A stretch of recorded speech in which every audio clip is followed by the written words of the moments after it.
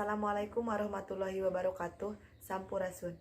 Tepang deui sareng simkuring Wida Nurwanti dina acara Warta Sunda. Dina danget ayeuna simkuring bade ngadugikeun hiji warta ngeunaan banjir di kota Jakarta.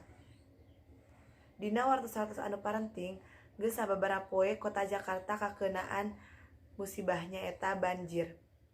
Ameh langkung jelas hayu urang sasarengan tingali sakumaha kaayaan kota Jakarta.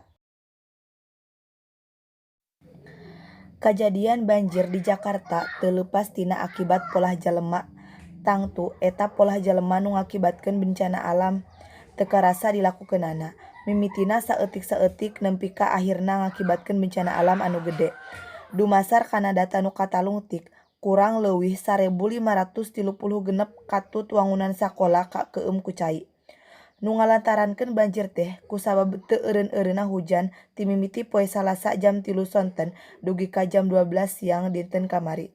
Tapi salianti gedena cai hujan, oge ku ayana cai hujan nu teu tampung ku taneuh kusabab geus lobana gedung-gedung jangkung nu aya di Jakarta. Luhurna cai anu modal teh nepi ka 2 meter ngaleuwihan luhurna seueunan imah penduduk di Jakarta. Pamarentah geus nganyahokeun panalungtikan ka saban-saban tempat anu tujuanna ngadata korban jiwa sabab teu saeutik korban jiwa alesan kabawa ku cai caah. Tapi jang warga anu salamet pamarentah geus nyayogikeun tempat pengungsi lengkep jeung puskesmas darurat. Rupina mung sakitu wae anu kapihatur simkuring Wida Nurwanti seja amit mundur amit mungkur kasadayana. Wassalamualaikum warahmatullahi wabarakatuh.